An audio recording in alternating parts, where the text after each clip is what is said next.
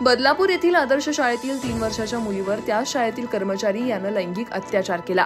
त्याचा निषेध म्हणून महाराष्ट्र नवनिर्माण महिला सेना नवी मुंबईकडून आज गुरुवार 22 ऑगस्ट रोजी संध्याकाळी 4 वाजता वाशी येथील छत्रपती शिवाजी महाराज चौक येथे निषेध आंदोलन करण्यात आलं।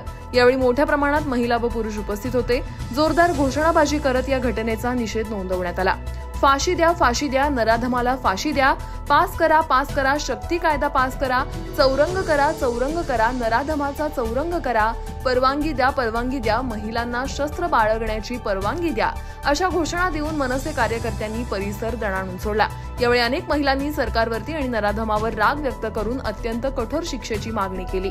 या निषेध आंदोलनात मनसे महिला सेना शहराध्यक्ष डॉक्टर आरती धुमाळ, उपशहराध्यक्ष अनिता नायडू, दीपाली ढवूल, मनसे उपशहराध्यक्ष सविनय म्हात्रे, महिला सेना शहर सचिव यशोदा खेडसकर, सायली कांबळे, मनसे शहर सचिव विलास घोणे, सचिव कदम, महिला सेना शहर सहसचिव ॲडव्होकेट रंजिता चौहान, ललिता शर्मा, वंदना गार्गे, मनसे शहर सहसचिव अभिजित देसाई, अनुष्का देसाई, विद्यार्थी सेना शहराध्यक्ष संदेश डोंगरे, रोजगार शहर संघटक संप्रीत तुर्मेकर, चित्रपट सेना शहर संघटक अनिकेत पाटील, महिला सेना विभाग अध्यक्ष विद्या इनामदार, नंदा मोरे, शीतल दळवी, सुनीता महाजन, प्रियांका शिरोडकर, प्रिया शिंदे, मनसे विभाग अध्यक्ष सागर विचारे, अमोल आयावळे, भूषण कोळी, उमेश गायकवाड, श्याम ढमाले, चंद्रकांत मंजुळकर, विजय घरत, योगेश शेटे, निखिल गावडे, अनिकेत भोपी व इतर मनसे पदाधिकारी व महाराष्ट्र सैनिक उपस्थित होते।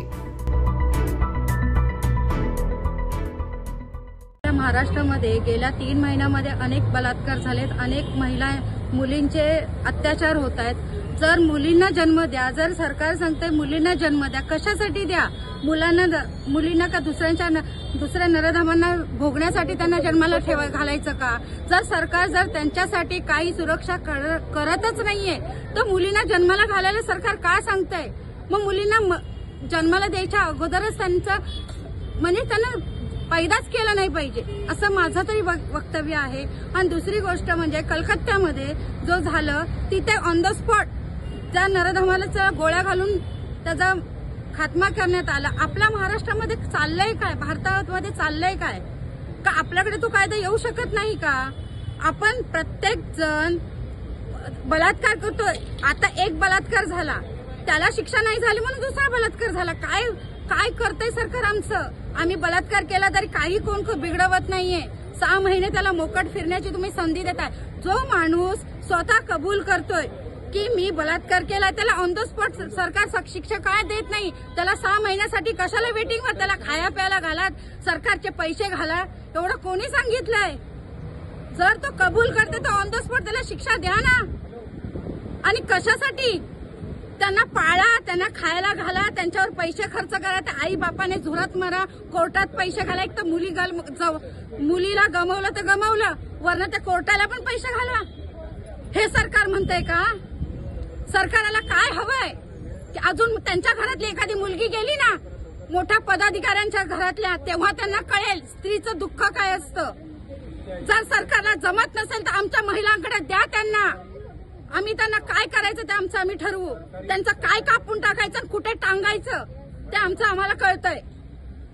तुम्हाला जर त्यांच्यावर पैसे घालवायचे असतील सरकारला की 6 महिने त्यांच्यावरती केस करा, केस केला की वकील आणला की पैसे घाला, त्या आई वडिलांनी जीव द्यायचा की काय करायचं हे मला सरकारला विचारायचंय। जर नराधम स्वतः कबूल होत असेल की मी गुन्हा केलाय तर त्याला 6 महिने का तुम्ही ठेवताय? पैसे खाण्यासाठी किंवा पैशाचा वकिलांना त्यांचा रोजगार मिळवण्यासाठी? बस मला एवढं सांगणं आहे, जो कबूल करेल त्याला ऑन द स्पॉट शिक्षा व्हावी। महाराष्ट्रामध्ये जे सातत्याने गेल्या 3 महिन्यापासून ज्या घटना घडतात आहे, सर्वप्रथम मी त्या सर्व घटनेचा निषेध या ठिकाणी महाराष्ट्र नवनिर्माण महिला सेनेकडनं मी इथे निषेध नोंदवत आहे। पहिला तर काही दिवसांपूर्वी आमच्या नवी मुंबईमध्ये घटना घडली, जी की एक पुजारीच्या माध्यमातून आमच्या ताईवरती तो अत्याचार झाला।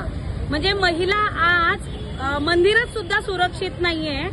आमची डॉक्टर ताई, म्हणजे जी महिला डॉक्टर होती, लोकांच्या सेवेसाठी ती काम करत होती, ती सुद्धा इथे सुरक्षित नाहीये। आता जो विषय निदर्शनास आला तो 4 वर्षाच्या मुलीचा काय, म्हणजे तिचा काय अपराध आहे की त्या नराधमाने तिला वासनेचा बळी केला।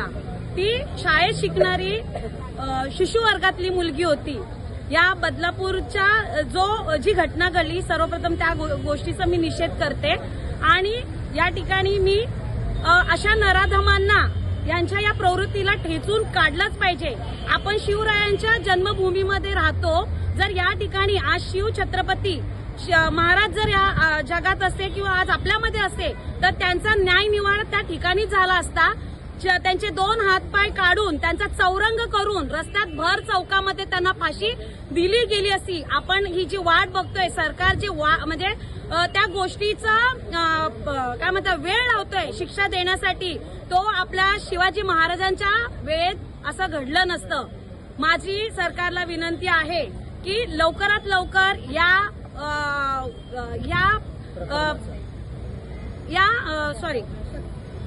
गोष्टीवरती लक्ष घालून सरकारी वकील ऍडव्होकेट निकम साहेबांना त्वरित या गोष्टीवरती लक्ष घालण्यास सांगावं आणि फास्ट ट्रॅक कोर्टमध्ये ही जी केस आहे ती लवकर चालू करून नराधमांना फाशीची शिक्षा लवकर द्यावी, ही महाराष्ट्र नवनिर्माण महिला सेनेकडनं आज आम्ही त्यांच्याकडे विनंती करते। इथेच थांबते। धन्यवाद। जय हिंद, जय भारत।